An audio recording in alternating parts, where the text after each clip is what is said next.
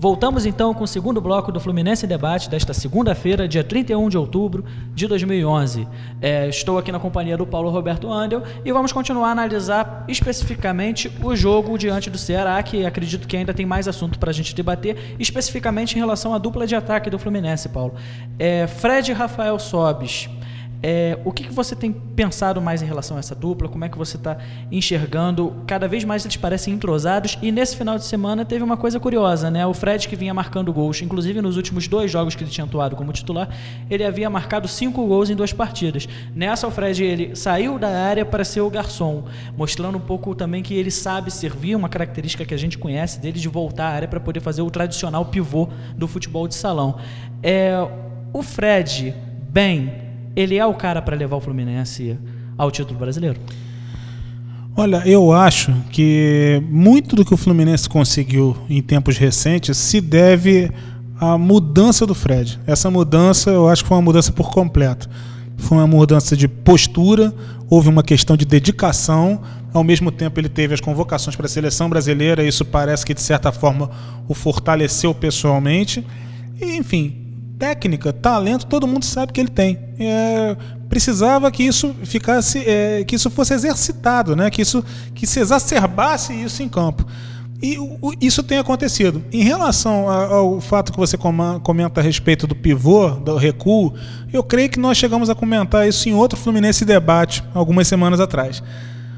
O futuro do Fred, na condição de veterano, né, quando ele se tornar um jogador veterano, ele me dá toda a impressão que ele será um jogador com essas características. Ele não será mais um homem de área, será fundamentalmente alguém que vai armar as jogadas, né, que vai distribuir as jogadas, porque ele tem um enorme arsenal de recursos técnicos para isso.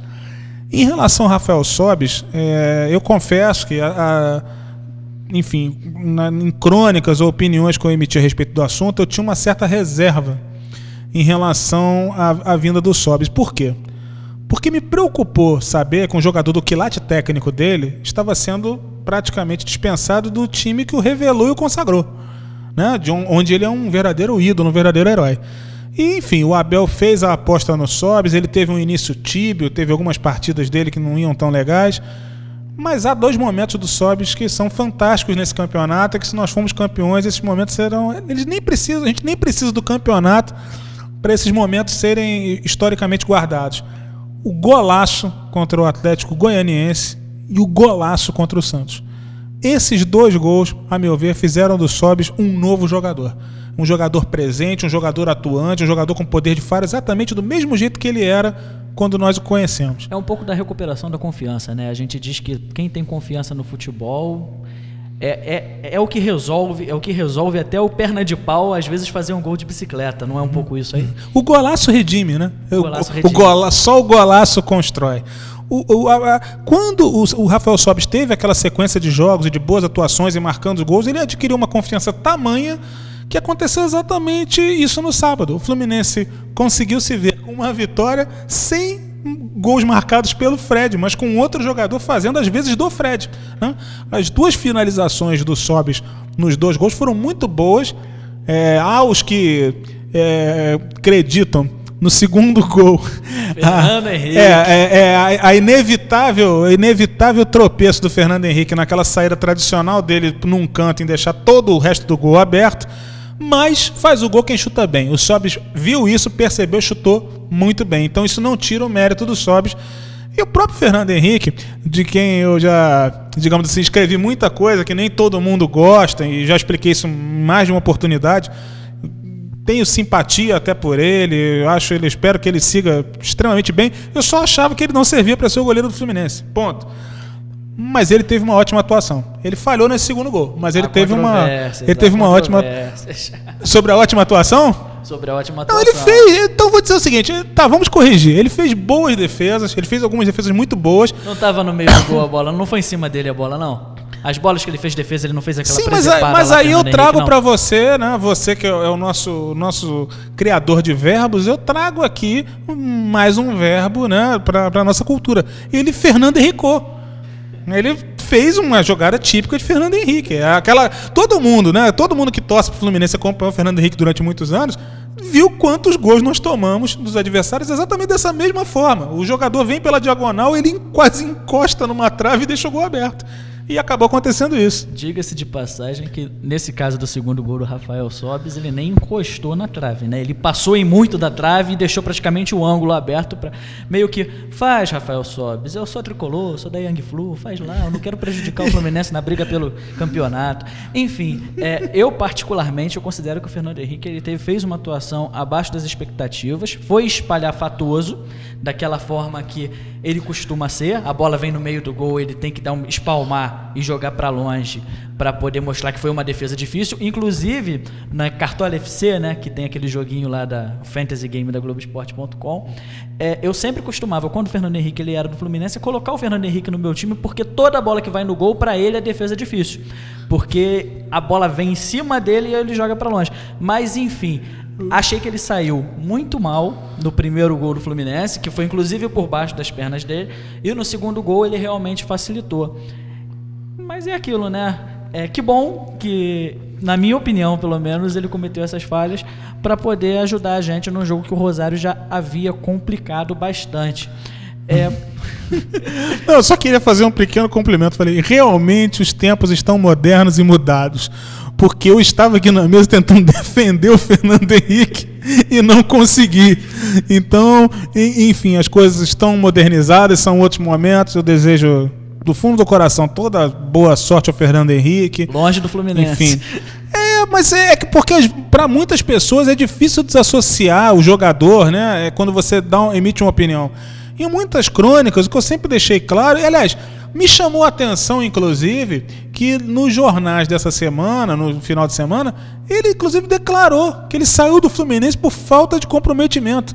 Foi uma coisa que eu escrevi muitas vezes e várias pessoas me criticavam, xingavam, você não é tricolor, você é contra o Fernando Henrique. Eu falei, gente, por favor, eu assisti Paulo Vitor, né? Eu assisti o Wendel, eu assisti Renato, eu não posso ser contra o Fluminense jamais. Agora, ele tem o seu valor, eu espero que ele tem aquele jeito dele, ele Fernando Henrique. É isso.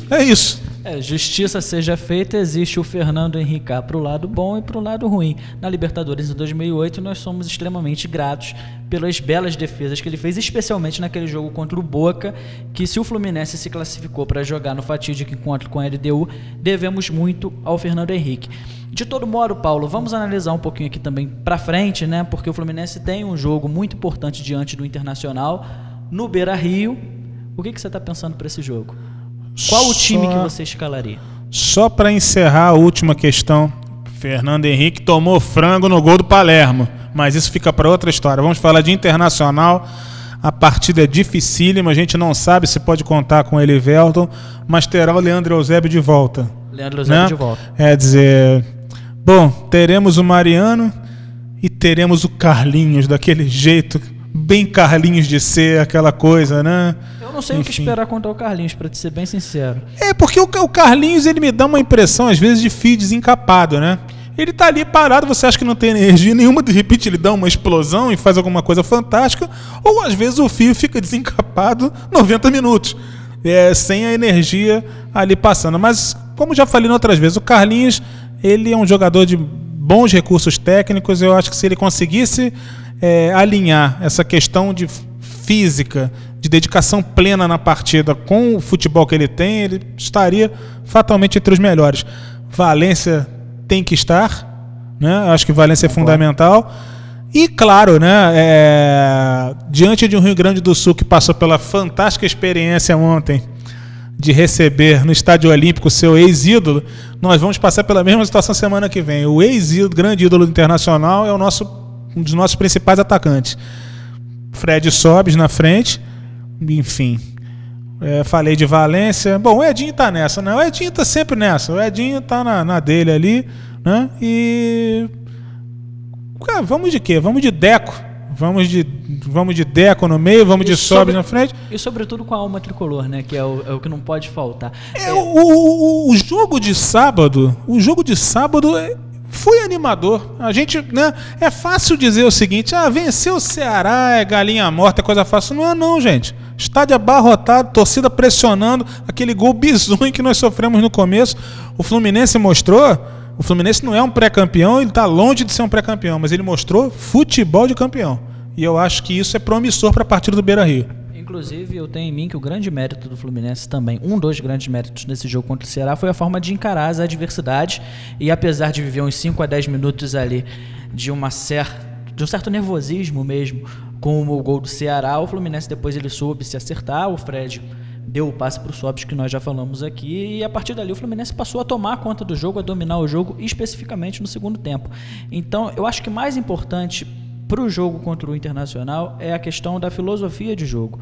O Fluminense não pode entrar com a premissa de que o Internacional é favorito se fechar para buscar sair nos contra-ataques. O Fluminense tem time, tem equipe para poder jogar de igual para igual com o Internacional. Então, por isso eu espero que seja instruído durante a semana, e aqui até nos coletivos nós vamos poder observar bastante isso, é que o Abel prepare o Fluminense para agredir.